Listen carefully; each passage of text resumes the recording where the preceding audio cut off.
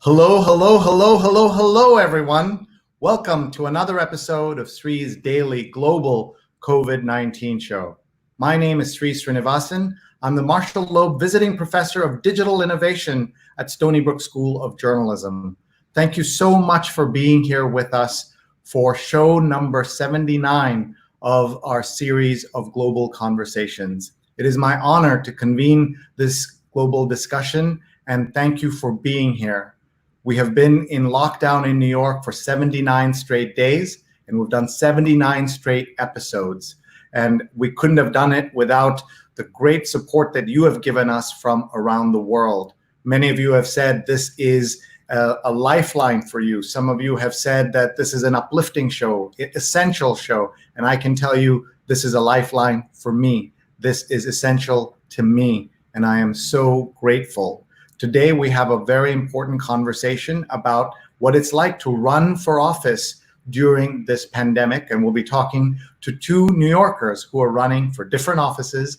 There's not going to be a debate among them about what it's like to be running for office. And we will, of course, be touching upon the terrible series of events that have taken place across the US this week, and also the developments today with the protests happening in so many different cities.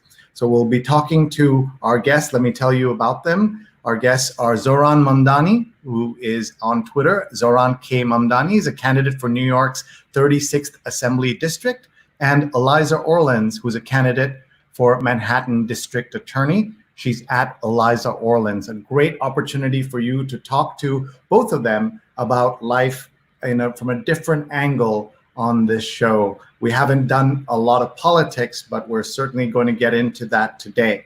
Before we start, we want to remind you we're live on Facebook, on Twitter, on YouTube, and on LinkedIn. And it would be great if you could share this, tag your friends, retweet this on all those platforms. You have a couple of minutes to just do that. It'd be great for you to bring in your friends and family from around the world can join us as we talk tonight. Let me also tell you about what we are offering with our friends at Muckrack Academy, Fundamentals of Social Media, a free certification course. You should take a photo of this or a screenshot. It's aimed at journalists, public relations professionals, but everyone can take this class. It's going to start in mid-June. It's free certification in this time of terrible unemployment. I was thinking of what we could do to connect and help folks around the world, and we decided that we are going to be doing this. So go to mrac.co/social, mrac.co/social, and your friends and you will be able to get an updated certification in social media.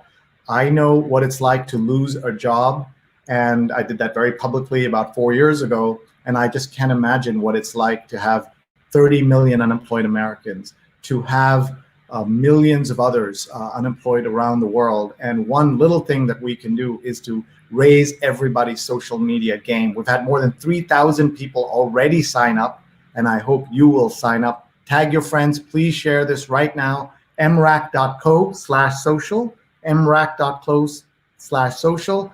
Everybody can take this, no matter your age, your background, or your experience level. You will learn something in about 2.5, 3 hours worth of material and quizzes, and you will get a certification that you can add to your LinkedIn.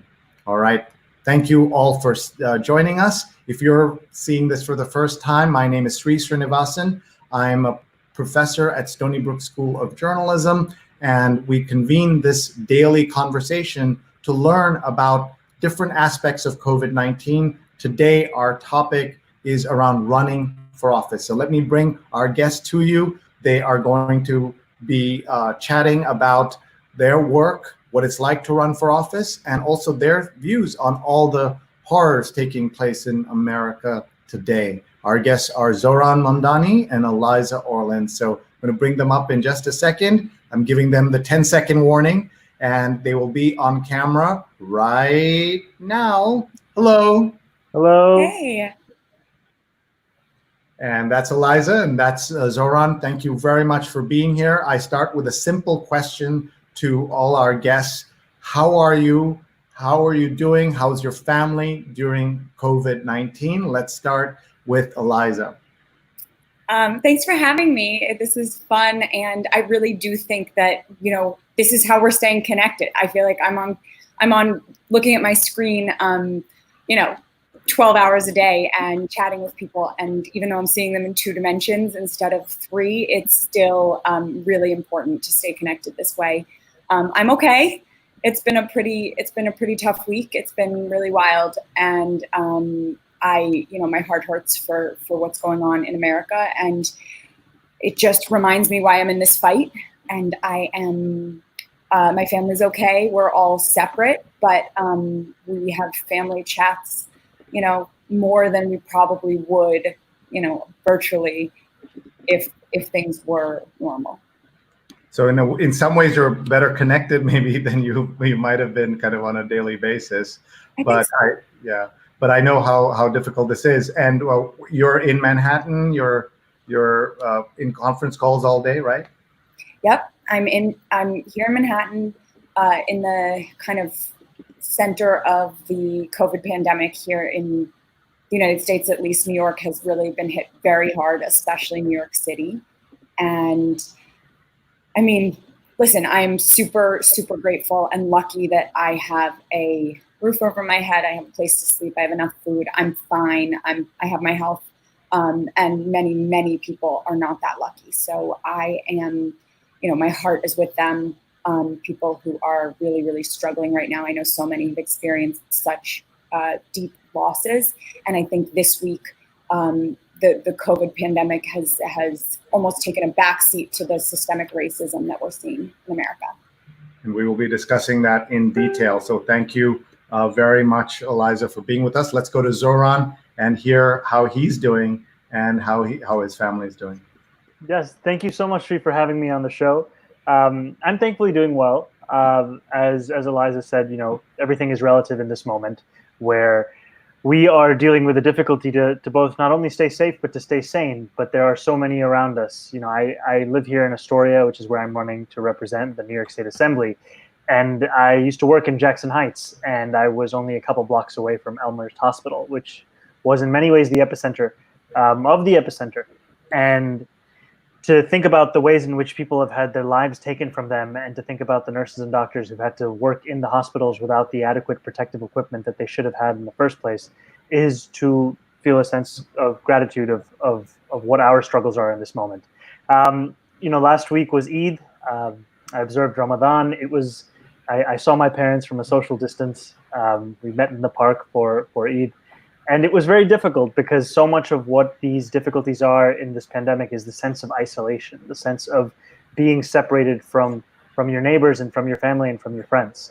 And that is something that we are actively trying to fight back against, not only as individuals, but also as a campaign. And so that's really what our struggle is, to create that solidarity across our district and across the state. Thank you. And thank you both for being here. Everyone who's watching, please share this with your friends. There's somebody in the world, in your network, who would benefit from this conversation. In fact, lots of somebodies. So please tag them on Facebook. Please hit retweet. Please share. We've also shown you their Twitter handles. They're on the screen right now, so that you can follow them on Twitter and you can ask them questions. We want to hear where you're watching from. So one of the things we're going to do right now is what we call a global tour. We're just going to show you where people are watching from around the world. So please say hello. Let's see. Jonathan Borstein is watching from Union Square, right here in New York City. My constituents. Yes, he is. Hi, Jonathan. This is called retail politics. One person at a time you're going to connect with. And Anand Babu's watching from India, from Andhra Pradesh. Thank you for being here. And Jonathan says, including the protests in Union Square are happening. Our producers are with us. Rose Horowitz 31, Rose Horowitz 31 on Twitter. Excited for the show about elections in America with Eliza Orlins, candidate for Manhattan DA, and Zohran Mamdani, candidate for New York State's Assembly District number 36 in Astoria. And she's saying follow her and Vandana_Menon on Twitter.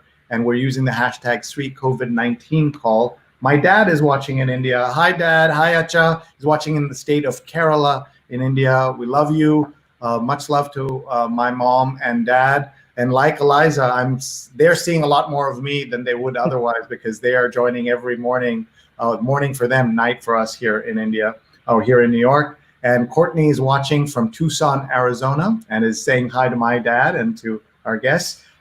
We have Renee Edelman watching, good friend of the show. She's watching from the Upper West Side. And Sadab is saying hello. And my mom's also saying hi. And we have many folks commenting and posting right now. Hi, Amma, I love you.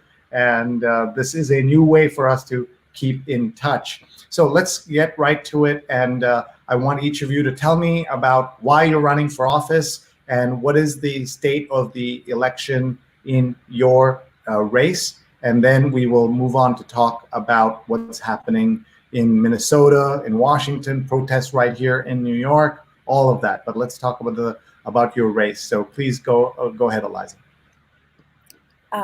So right now, and this is exemplified so deeply currently, but we don't have a system of justice in this country. We have a criminal legal system that is cruel and unjust, that is patently racist, and that does not keep us safe. And for the past 10 years, I have been a public defender here in Manhattan, and I've represented thousands of people charged with crimes who couldn't afford to hire an attorney. And I have seen the humanity in each person. I have fought for each person. These are mothers and fathers, sisters and brothers, sons and daughters.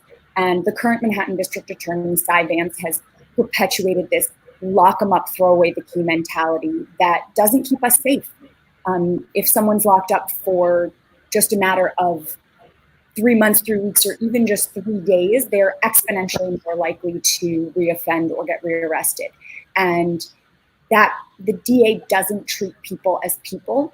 He dehumanizes them on every level. They're felons, inmates, criminals, bodies, prisoners. And we need bold transformational change in the Manhattan District Attorney's Office and across our criminal legal system. And that's why I am running for Manhattan District Attorney. And what is the state of the race in terms of, because we're such an international audience, tell us what happens between now and the election date. When is the election? What are things in between? And what it's like to be running right now when everything that's happening with COVID, how are you handling that? So my election is a year, and Zohran can probably tell me how many days it is from election day this June in New York. But so we're just under 13 months out from my election, which is a Democratic primary here in New York, especially in Manhattan.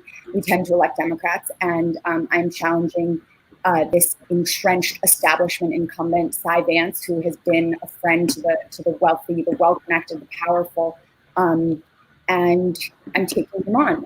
There are, we have time. People say, "Oh, it's so early. Like you have so much time," but time passes very quickly in a race that's going to require millions of dollars be raised and spent to get the message out to take down someone who is so entrenched.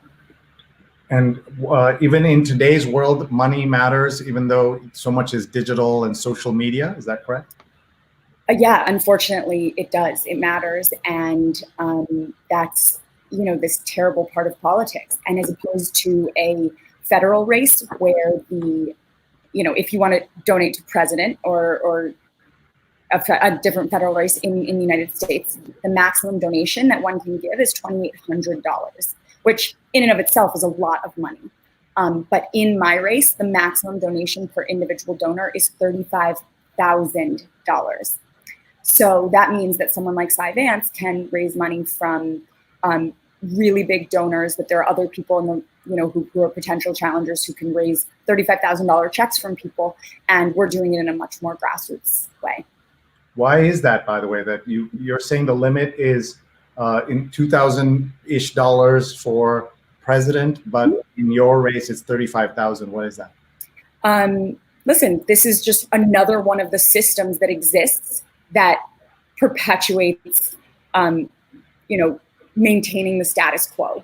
And I think that there are a lot of entrenched establishment politicians in New York who don't want to change our campaign finance laws because they benefit from them. because they have a lot of friends who can write them checks for $35,000. I don't have that. I've been a public defender for my entire career, but we're going to have a broad-based coalition of support and show that's how we're going to build a movement and win. All right. Just a reminder, if you're just joining, we're talking about running for elections, and we have two candidates running for completely different races and different timelines. You just heard from Eliza Orlins, who's at Eliza Orlins on Twitter. Please do follow her. And Zohran Mamdani on Twitter, at Zohran Mamdani. He's now going to tell us what it's like with his race and what is the state of his race and the deadlines, dates, things like that. So, the state of our race is one that is, we're in the business season of this election. We have less than 4 weeks until election day. And frankly, even that is a little bit of, doesn't cover the full picture, because for the first time in New York State history, we're going to have a serious amount of the electorate be voting by mail. And that is because the governor has given an executive order where any one person in New York that is a registered voter can request an absentee ballot and use a reason of temporary illness or being impacted by COVID. And that's a reason that is now applicable to everyone. And so whereas you would typically have, maybe just a couple hundred people, less than 1,000 people out of 55,000 Democrats in the district send an absentee ballot, now we could be looking at 2, 3, maybe even 4. It's hard to say how many people. And those ballots have started to arrive as of today. And so in many ways, the voting has already begun in my race. And the state of this race is one where it's hard to tell what's going to happen. All I can say is that it is very much a dead heat. I'm running against an incumbent, a 10-year incumbent who has never been challenged before. And I'm running against her in a way that has not been done in this district, by running a campaign that is truly grassroots powered, one that takes no money from real estate developers, no money from corporations, and has received over 3,000 contributions with an average contribution of $35. And in this moment, the real difficulty that we face as an insurgent campaign is that usually you make up the ground on an incumbent by knocking on far more doors than they can ever do, because you have a far higher number of volunteers. And yet in a pandemic such as this, we cannot knock on anyone's door. And so every method of outreach that we must do as an alternate, those are methods that now come with costs. If it's a text, it's 5 cents. A call, it's 4 cents. A mailer, it's 60 cents. A digital ad that they click on, it's $1. And so all of these kinds of things require fundraising. I'm very proud to have raised over $150,000 thus far, and to do so by sticking to our values. But in these final 3.5 weeks, we're going to be investing in typical methods of outreach as well as non-traditional ones. And this is so strange for people to hear that you're already on like the final stretch of your race, because traditionally they might think this is all happening in November, but this is the unique circumstances of New York, isn't it? Yeah, very much so. And I think that, Eliza kind of mentioned this prior, which is that in many parts of New York, we live in a one-party state. And so the real competition is not in the general election, it's in the primary. And so that's where we have a chance to have our voices heard and our ideals made clear. And so our primary is this June 23rd, Eliza's is next year. And we need to have these battles and have these discussions regarding accountability in these moments. You're absolutely right that this is the time to focus on that. But we're going to take a step away from what we're talking about to kind of reflect on this extraordinarily bad week that we're having, it not just includes the pandemic and all the economic problems. And just as we were seeing some reopening, which many people were skeptical about anyway, considering that the science isn't there for all the reopening that we've been seeing. Some of it, yes, but not all of it. And then things have gone out of control. And we're going to talk about that. I'm going to take us right now into the Twitter feed of Brian Stelter, who many of you know is a New York-based journalist. He works for CNN as one of the media correspondents, their senior media correspondent, and he has been covering what's been going on. So I'm going to just show you a couple of tweets right now that will give us a chance to see what's happening on the field. Extraordinary stuff. This is from Minneapolis. Ali Velshi, who many of you know, the well-known journalist, a friend of mine. He's not wearing a cloth mask. He's wearing a gas mask at 8:09 p.m. So this was less than an hour, or just a little over an hour ago. He was covering Minneapolis wearing a gas mask. And we are also seeing demonstrations turn violent at CNN Center. The doors to CNN Center in Atlanta have been smashed, and rocks are being thrown at officers who are inside the lobby of the building. CNN's Nick Valencia is doing an amazing job reporting from inside our home base. This is happening right now, folks. That was 8 minutes ago. And here, reporters are typically in and near crowds, so we often see things from the protesters' point of view. Here, we're seeing live on CNN is something different. The POV that police officers have from a live camera behind the officers. And we're just seeing all these posts come in right now. What you're seeing live on CNN is vandalism in the lobby of CNN Center in Atlanta. No, so disturbing to see. Our control rooms and newsroom employees are several floors and locked doors away. The coverage continues no matter what. Eliza, as you see this right now, what are you thinking? I mean, I'm devastated. It's just so upsetting to see this response to what is just systemic.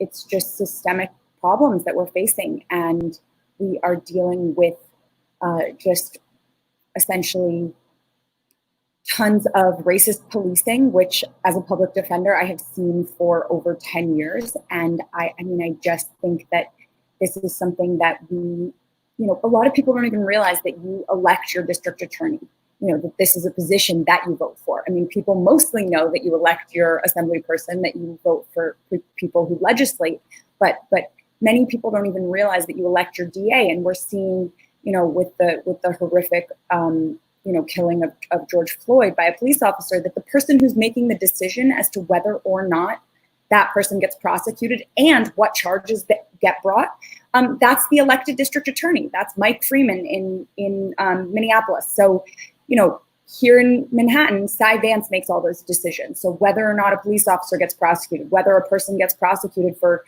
placing a bag next to them on the subway and taking up 2 seats on the subway, that is the decision of the district attorney. And that's why, it matters so much. Why is it that we have the system of elections for these essential law enforcement positions? Can you explain the history of that, please? Yeah, well, I mean, there are some places in America where you don't elect your sheriff or your district attorney or your state's attorney, but appointment has its challenges as well. And obviously, like Zohran talked about, like we are both challenging incumbents, people who've been there a very long time, people who have, never had competitive elections, and these are people who are making the most important decisions. And when it comes to the district attorney, that's the person who stands up in court every day and says, on behalf of the people of, here in New York, on behalf of the people of the state of New York. And so that is someone who is representing you if you are a New Yorker. Like that is someone who's acting in your name. So if you don't like what they're doing, you have to vote to change that person. And do you think that people understand that role and how this matters? I think that there is starting to be a lot more attention paid to these issues of the our criminal legal system. A decade and a half ago, when I told people, oh, I'm going to become a public defender, I'm going to law school to become a public defender, people didn't really get it.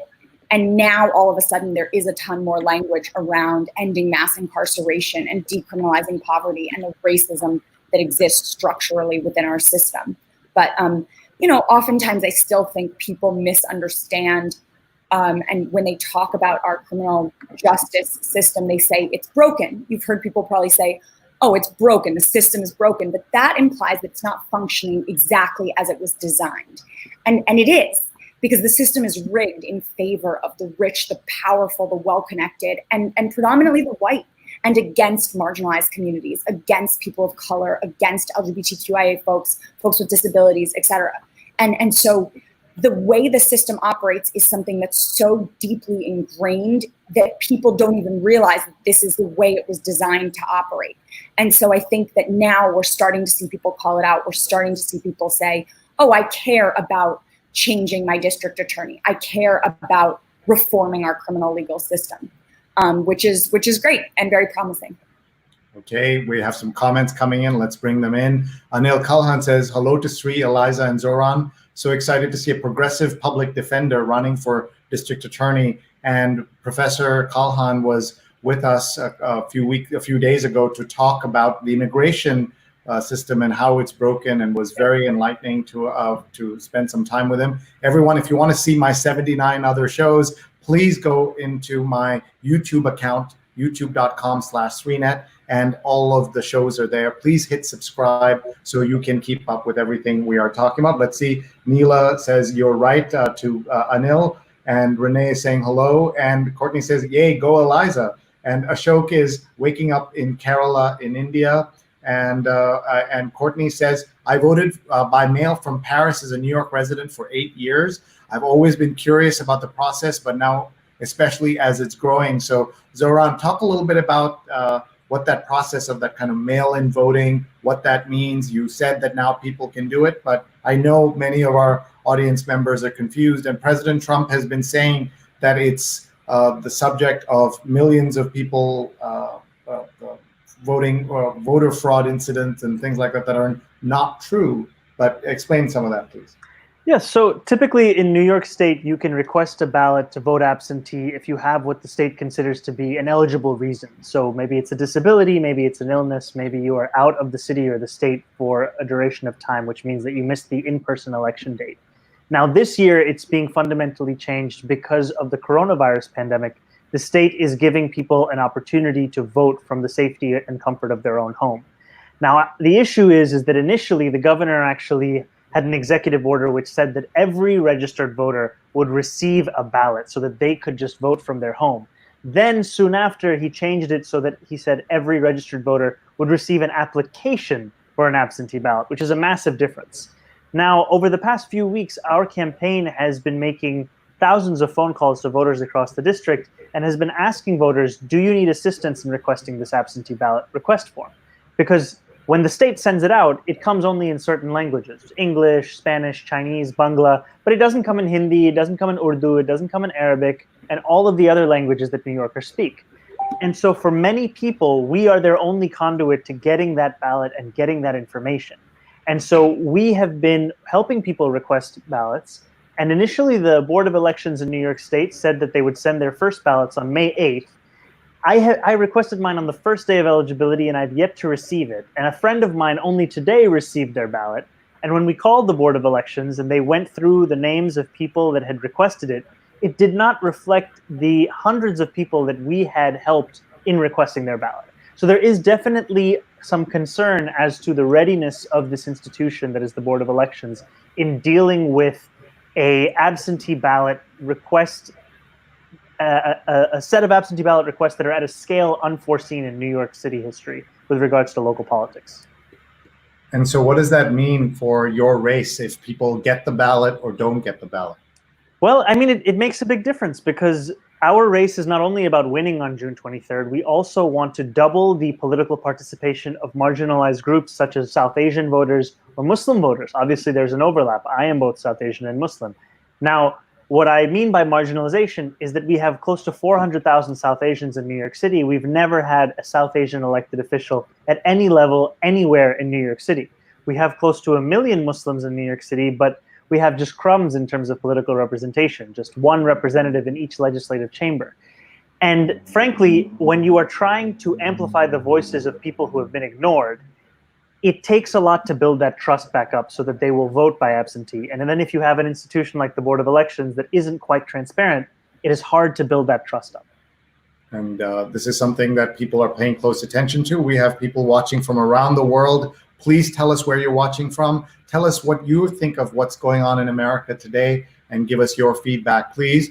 Let's see, we have a comment here. Thanks for bringing in and discussing racism. Same is seen here in India too. And he says Dalits and Muslims are treated like African Americans in India. Well, how do you respond to that, Zohran?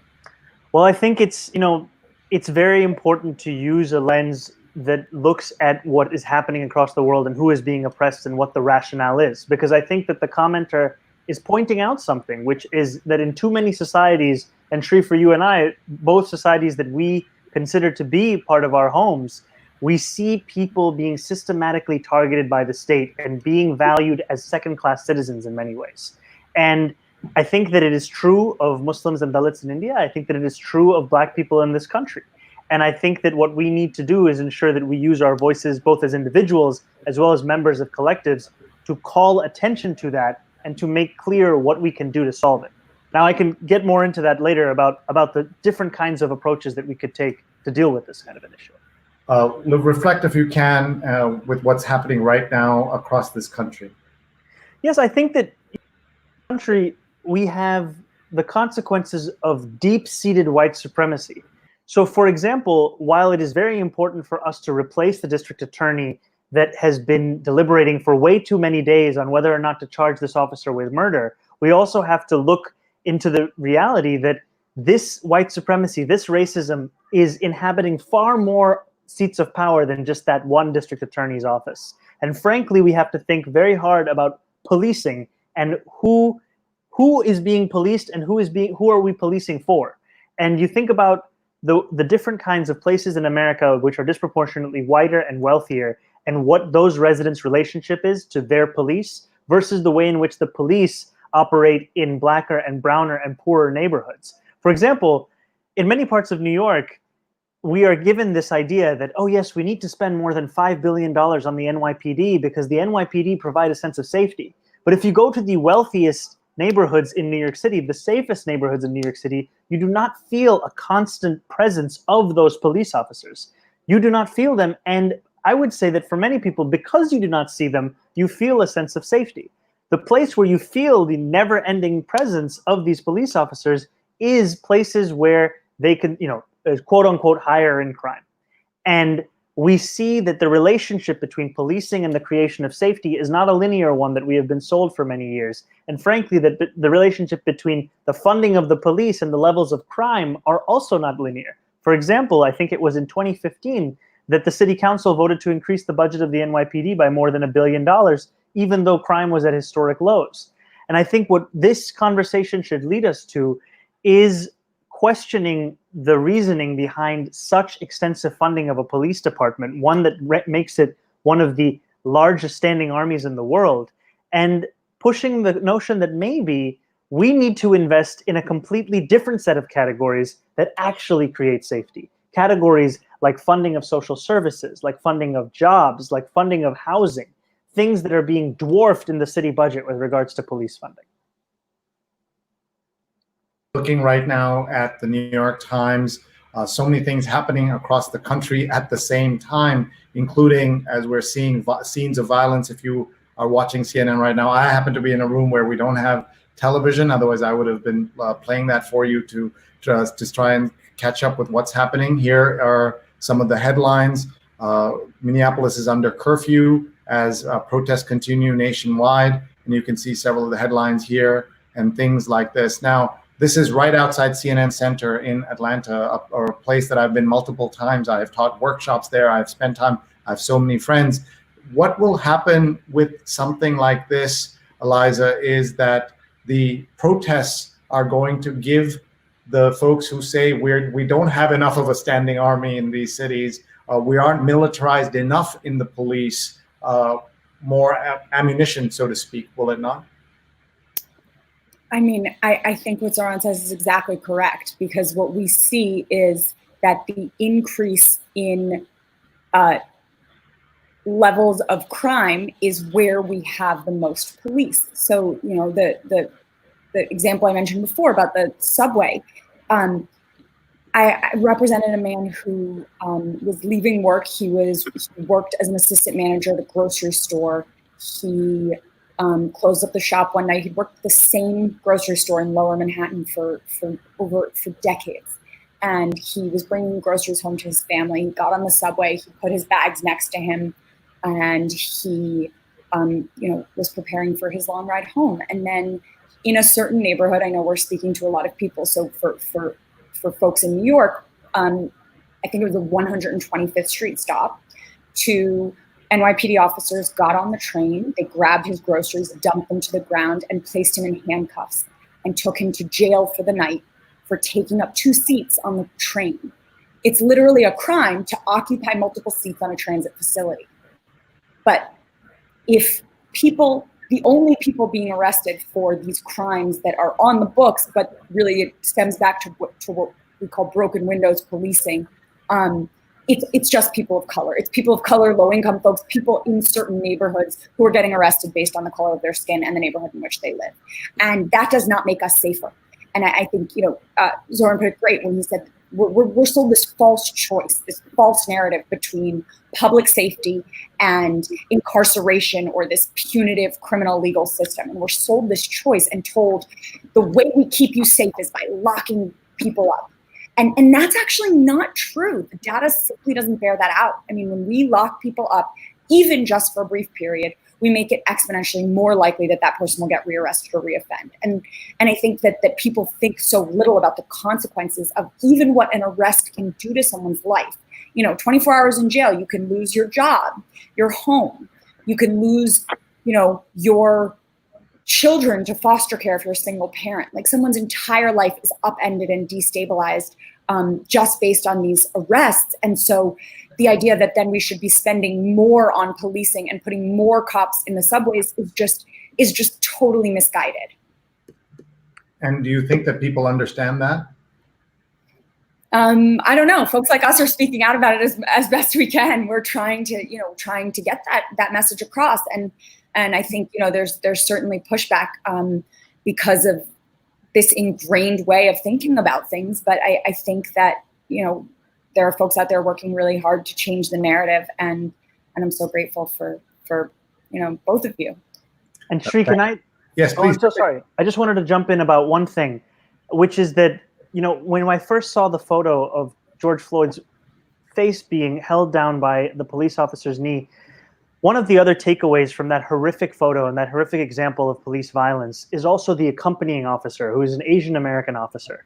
And it kind of speaks to the role that sadly many times our Asian community has served with regards to the infliction of anti-Black racism in this country. And I think that this is also a moment that we as Asian Americans, we also as Indian Americans, need to reflect on the extensive anti-Blackness within our own communities and take the steps to ensure that we combat that as well. Because oftentimes when we talk of white supremacy, we talk of racism, we give a lot of our own communities a pass in reckoning with the accountability that we need to face. And I think that what we need to do to chart a future where we do not have such racism, we do not have such white supremacy, is also have the difficult discussions in our own communities to see how it is that we as Indians also push forward and amplify the issues of white supremacy, whether it comes from something as banal as Fair and Lovely, or it comes to general views about the role and the place of Black people in American society. Rose has a question. She says, why is the Manhattan DA important? That's a great question. The Manhattan District Attorney is so critical. I mean, every district attorney is very important, but the Manhattan District Attorney, because of where we are, because we're New York City, this is the person who sets policy that gets looked to across the country. So people in other jurisdictions adopt the policies of the Manhattan District Attorney and use them to either continue to marginalize and oppress communities, or hopefully once I'm, when I'm the next Manhattan District Attorney, that it will be used and people will say, oh, wow, look at New York. New York has decriminalized sex work and the city didn't fall apart. Actually, in fact, we've made people safer.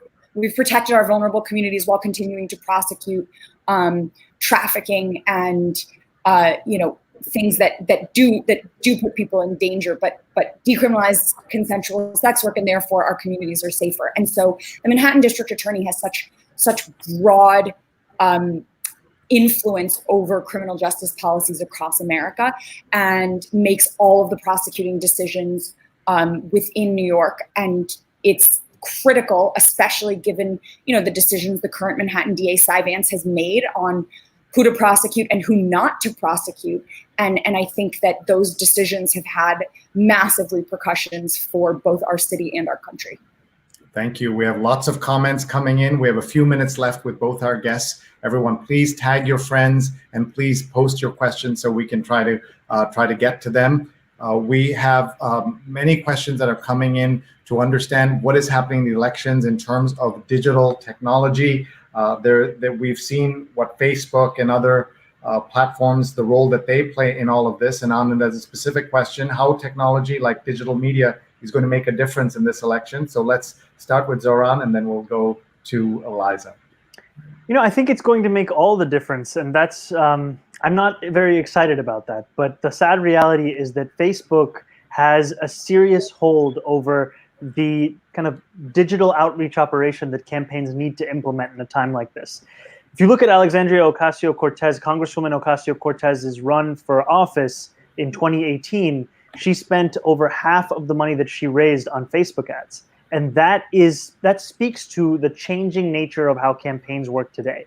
Where in the past, you might have campaigns that thought that the way to win the election is to send multiple pieces of mail. The way to win the election is to knock on all these doors. Those are part of the ways. But now you need to invest tens of thousands of dollars into digital outreach, specifically through companies like Facebook. Right. Eliza, your thoughts on that?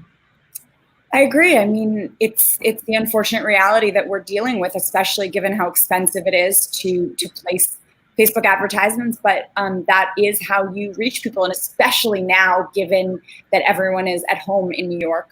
But aside from the conversation around Facebook and advertising, more technology that we're relying on is, Zoom, and we're having these Zoom conversations every day and bringing people together to talk about the issues that matter, to talk about what's going on.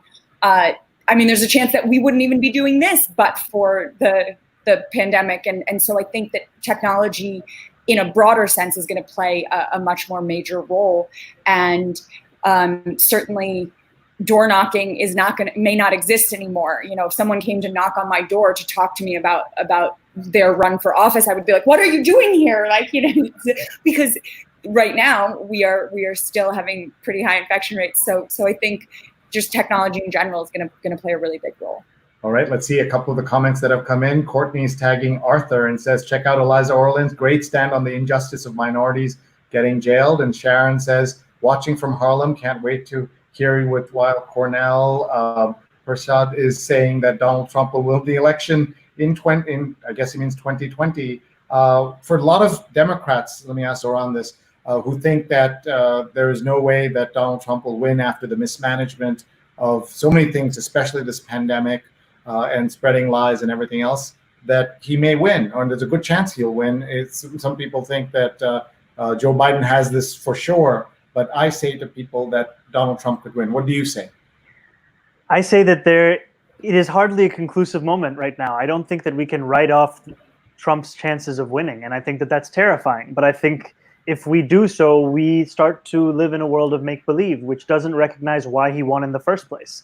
And I think that one of the key things we need to do is to ensure that we have a set of analysts and journalists and commentators who recognize why so much of the analysis was wrong in 2016 and provide a different set of analysis so that we don't repeat the same blind spots that we had in that year. Thank you. And Eliza, what about you? In terms of Donald Trump winning? I know, I can't. We just all have to mobilize and get out the vote and make sure that we are fighting to save our country.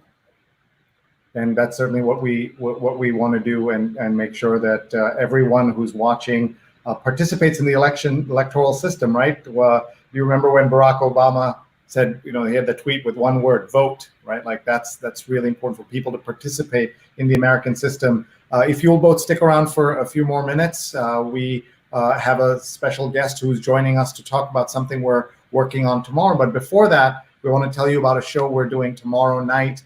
We are going to be talking about this horrific week we're having with two very important guests. Keisha Center is going to be here, and Sunny Slaughter. We're calling it a horrific week in America. And these two experts about life in America, as well as policy and the way things are looking, are going to be sharing their views and helping us understand what's happening in America. We've had multiple stories that you cannot believe were happening in America in 2020, including another I Can't Breathe death. We're seeing what happened in Manhattan with a man who was out just trying to watch some birds, and a white woman comes up to him with her dog and gets so upset because he says, "Ma'am, can you please walk your dog somewhere else?" And she calls the cops on him and keeps saying, "An African-American man is threatening me. An African-American man is threatening me." That woman was fired from her job. We saw Denzel Washington stepping out of his car in LA to help a homeless man who perhaps had some other issues, helping him get off the highway and walking up to him and serving as a barrier between him and the police. And people were so grateful to Denzel Washington to say, "Thank you for not having that incident end in a death." But how is it that we live in America where we can expect we have to have celebrities stepping in to keep a death from happening like that? Or what we're seeing in the anger that is manifested in the violence we're seeing across the country in so many places right now. So please do join us tomorrow. That's at 9 p.m. Eastern. And right now we have a guest who's going to join us to talk for a few minutes about teachers. And I want both of you, before you go, to first say hi to Armand, who is joining us, and also to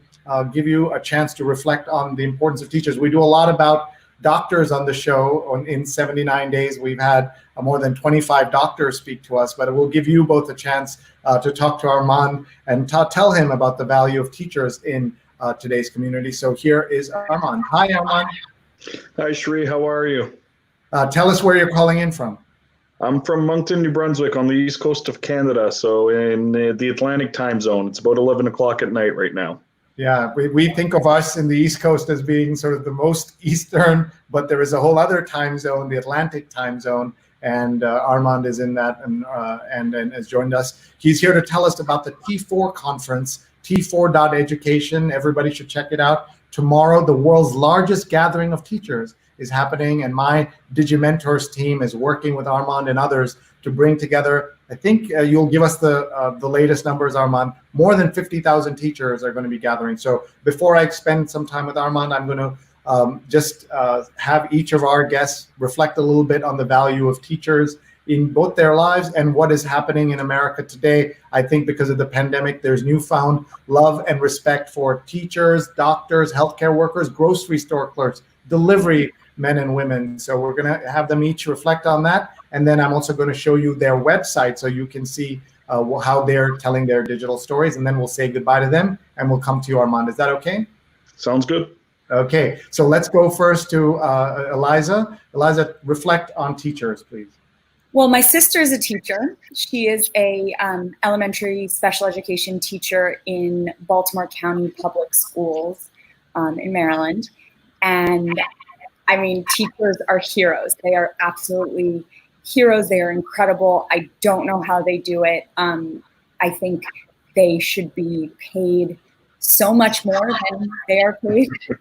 And they should be able to, they formulate, I think so many people undervalue the importance of what they do, but they are the people who really, you are entrusting your children with them. Like, they are the people who we should be valuing the most highly. And oftentimes they are not treated well. They're not given the benefits of, having a living wage, being able to afford to support their family. They're dealing with a lot of struggles. And especially in America now, a lot of teachers have to have these active shooter drills, for example, with very young children. And I think that the trauma of all these school shootings that have happened in recent years is you can't underestimate how terrible that has been for teachers whose kids ask them, well, why do we have to practice this? Why do we have to do these drills? And they don't understand. And so I just think we should deeply appreciate our teachers. And I'm so glad that you're bringing so many teachers together tomorrow. Thank you. And we're just showing everyone your website. It's elizaorlins.com. And your Twitter handle is at Eliza Orlins. What will people find on your website? They can sign up to volunteer for the campaign.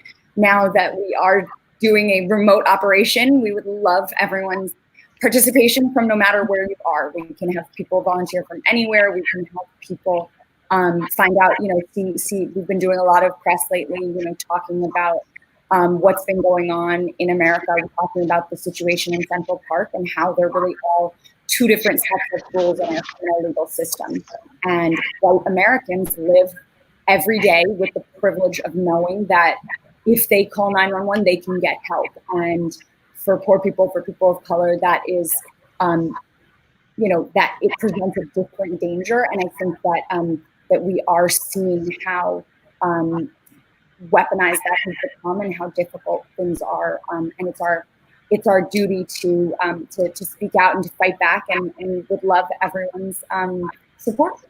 All right, so we wish you the very best. Our guest has been Eliza Orlins. She's on Twitter at Eliza Orlins, and the website is elizaorlins.com. We wish you the very best. Good luck, and keep us posted on how it all goes, okay? I definitely will. I have a lot longer in my race than Zohran does, so we can definitely chat between now and then. Thank you, and good luck. Thanks. Bye-bye. Bye. All right, Zohran, over to you. Tell us your thoughts on teachers, and then we will show your website as well. Yes, I think that it's funny that you asked this question, because while it's nowhere at the near of the heights of the organizing that's being done for the event that you mentioned for tomorrow, with 50,000 plus teachers coming together, tomorrow our campaign is having an education forum with parents and teachers across the district about the state of education here in Astoria. We have 18 schools, and the level of poverty is about 64.7% of students in these schools are in poverty. And I think that it speaks to a moment where we have asked our teachers to be superheroes, where we have asked our teachers to not simply be teachers, but also to be social workers, to be the point of interaction between families and the state in helping people stay alive and stay afloat. It's part of the reason why we had such a delay in New York City public schools being closed, is because we had the state understanding that these schools were, for many families, the last thing that was holding them back from a larger sense of hopelessness, because it would be the only thing that could give them food, that could give them regular childcare. And so what I'm seeing in this moment is an opportunity for us to show our gratitude for teachers in the way in which we fund our education system. This year, Governor Cuomo has pushed forward and passed a budget which has a spending freeze on education, which is in effect a cut, because education every year with inflation, it goes up about 5%, we need to match. And to keep it at zero means that we are cutting our education in a time of great need. And it's also of great concern because he's bringing in these billionaire thinkers to reimagine our public education. And he at times has made statements saying that maybe we should never go back to in-person schooling. And this is a time for us to not only fight back, but to also fight for a future which is better than the crumbs that we used to have. You were saying with regards to our website, I thank you so much for sharing it with people. We have our same handle, Zohran Mamdani, across all social media. And if you scroll down on this website, you'll see a bit of an understanding of what we have been doing over the last few months. The mutual aid project that we have put together, feeding more than 12,000 meals. You can see the groceries that we've done. You can see the things that we stand for. I think it's very clear from our campaign, from our website, is that we are trying to build a notion of solidarity that extends beyond simply the people that we know, but into the strangers that we also do not know in our district. And we seek to implement that solidarity in Albany, and to do so, we need to win on June 23rd, and that is what we have plans for doing. So I know you have to run, because you've got to spend every minute as much as possible getting out there and getting your voice out. Since people will notice, and you call yourself an Indian, Ugandan, yes, American, and you have the name Kwame in there. So just explain that connection, please. Yes, so my father's family immigrated from India to East Africa, from Gujarat to be specific, to East Africa about 200 years ago.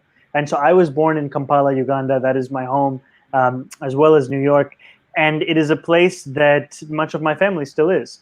And I think that, this is not a story that many people know. And frankly, that little that people do know is regarding the expulsion in 1972, when Ugandans of South Asian origin were expelled by Idi Amin. My family was one of those, and we became refugees in England, lived in a refugee camp in London, England. And then in 1979, when Amin was overthrown, my father returned to Uganda. My family soon followed, and that's where I was born and raised. In terms of, my mother is Indian. And my immediate family on my mother's side is still in India. They're in Delhi, they're in Bombay. And as you said, this has been a time when I've been able to reconnect with them far more than usual, because it is a time when we're seeking to have that connection, and the digital possibilities of this moment allow us to have it with people regardless of where they are. I'll just ask you, because people know both your father and mother are well known in their own fields. Give a shout out to them. I know them personally, so I'll give you a chance to say hello to them. Please, I would love to say hello to my parents. My mother is Mira, my father is Mahmoud. My mother works in film, my father works in academia. These are people to whom I owe everything, not simply the person that I am, but even the thoughts that I have. And it is because of art that my parents met. My parents met because my mother was researching for a film that eventually became Mississippi Masala, and she met my father because he had written text about being expelled from Uganda, a text which became a book called From Citizen to Refugee. And they met and they fell in love, and then the home which is featured in Mississippi Masala is the home that I was born into in Buziga, Kampala, Uganda. And I am in deep awe of my parents, and it is quite difficult for me to be separated from them for such a long period of time, but I'm thankful that I am only a bike ride away. And so every month or so I have taken the journey to see them in the park, keep 6 feet away with masks on and gloves on. But I do dearly await the day when I can give them a hug. And for you to say your mom works in film is, like Steve Jobs' family saying he works in technology. Mira Nair is her name. That's the well-known director, and the professor, Mahmoud Mamdani, such a rock star in his world as well. So we wish you the very best in the work you're doing in life of public service, and good luck with all you do. And your election is so close. So again, remind people how they can get more information. Absolutely. So you can come to our website, which is zohranforassembly.com. Zohran is spelled out as Zohran.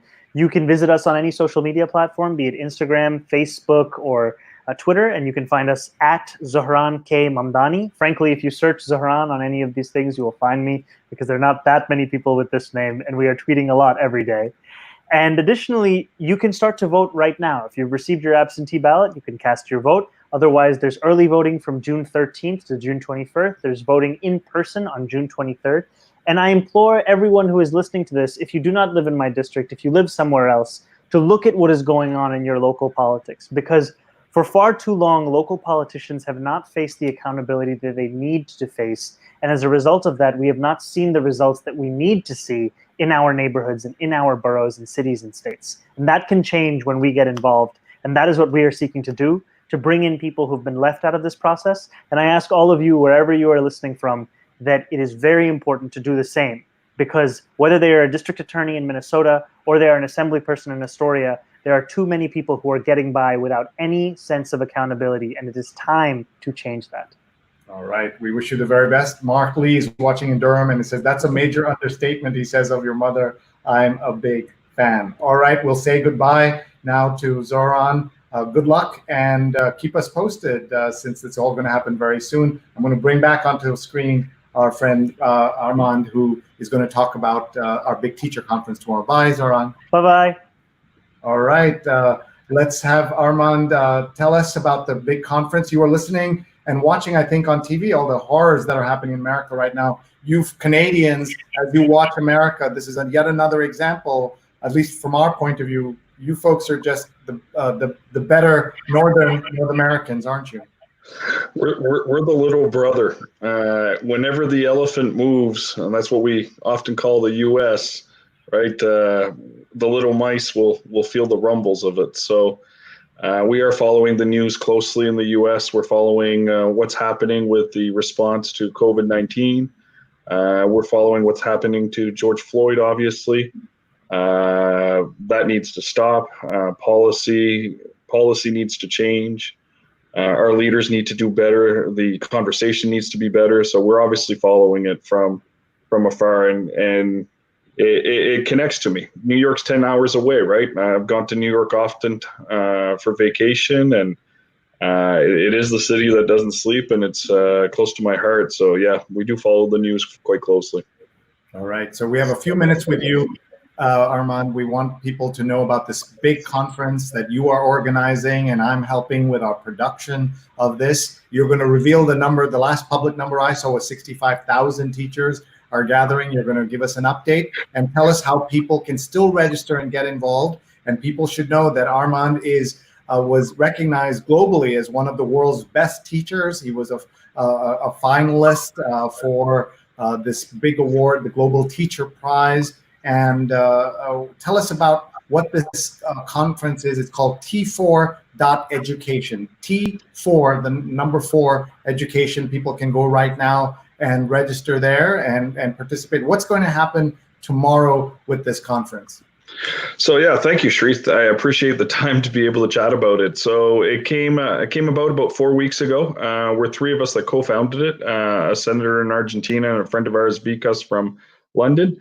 And we realized that there was a real new normal in education, and that we needed to have a discussion, and quickly and fast, because where systems around the world that were doing quite well, you could see that teachers were leading it from the front lines with strong school leadership and strong department or educational leadership that were in service of those front lines to be able to find solutions for the kids. And Zohran and Eliza, both said it in terms of, social programming is a key issue, and educators can only do so much with that without the right governance, the right taxation system, the right social structures.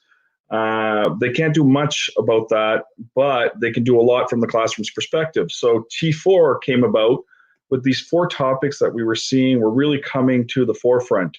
So we were seeing teacher well-being, we were seeing teacher leadership, teacher with technology, and teacher collaboration were the 4 key issues that we needed to address, and we needed to bring teachers together.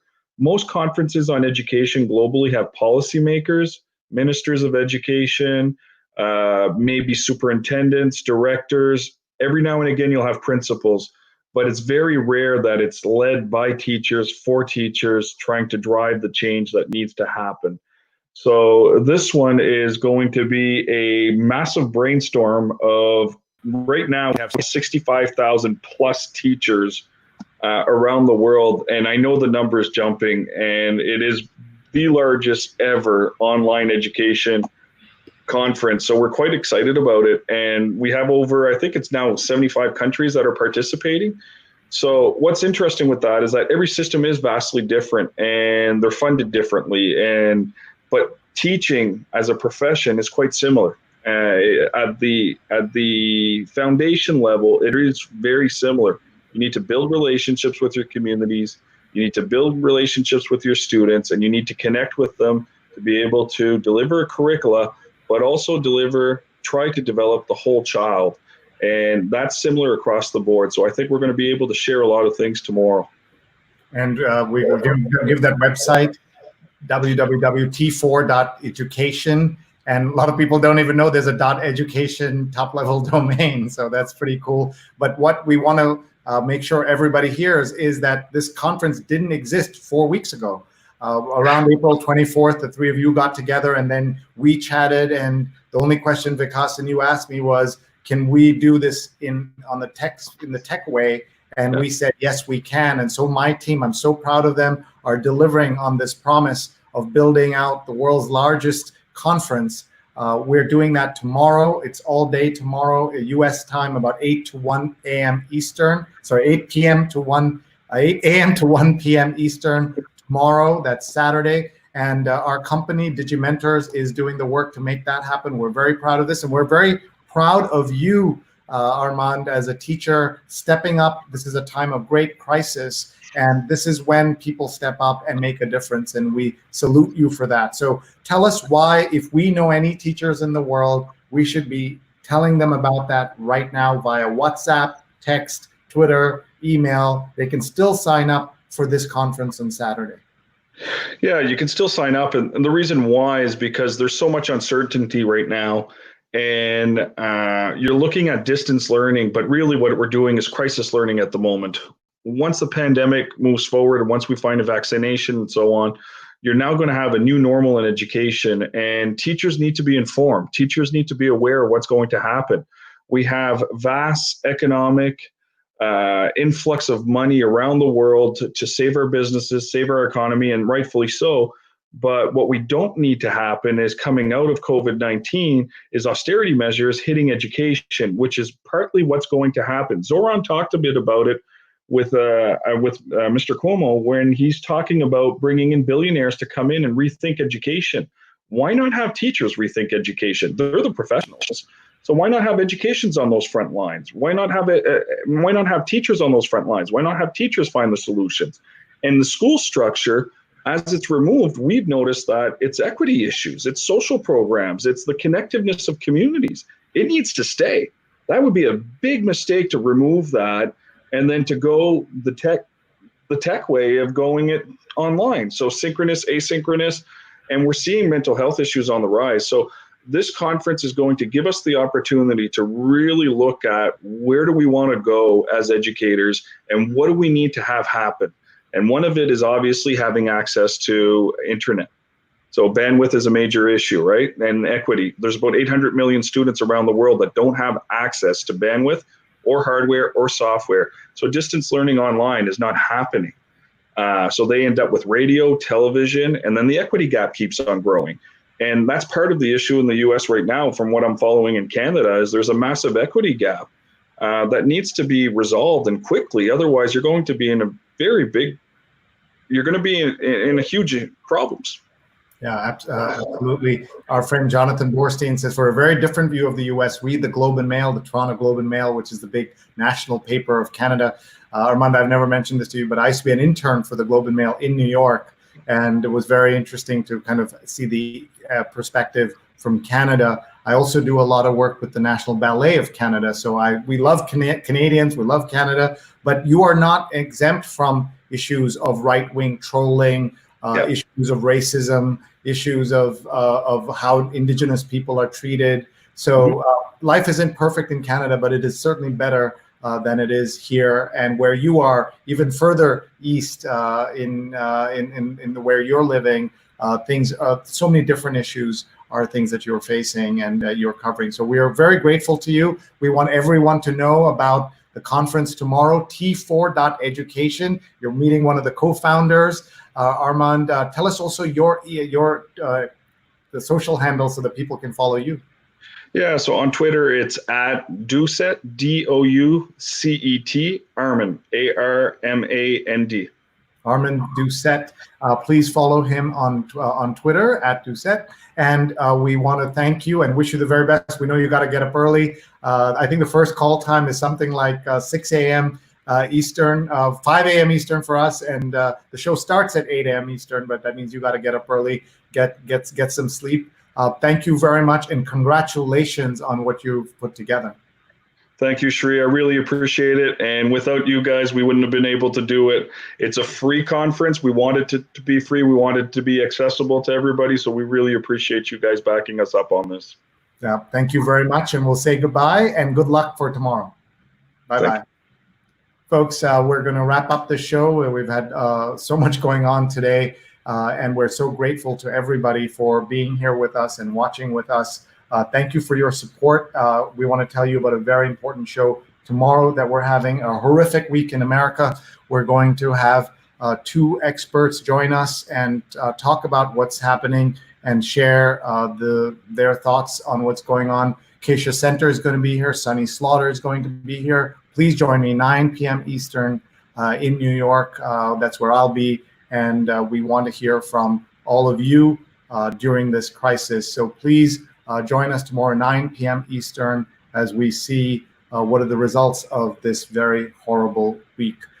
Thank you so much for your support of this show. It's been 79 straight days on the air, and we're so grateful to you for your support and your interest. We're looking for multiple things, speakers, topics, themes. We're looking for sponsors. So please help us by going out and letting us know if we have anybody who'd like to sponsor us. We've had so many great sponsors, and we're grateful to them. And you can just email me, sree@sree.net, sree@sree.net. A big shout out to scroll.in, one of India's leading news, culture, and analysis websites for supporting us and live streaming on their platforms. They have millions of followers.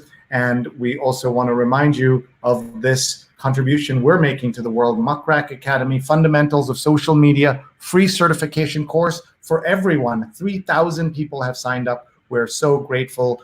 Please do join us. I'm teaching this, mrac.co/social, mrac.co/social. So thank you very much, and we'll see you soon. Thank you.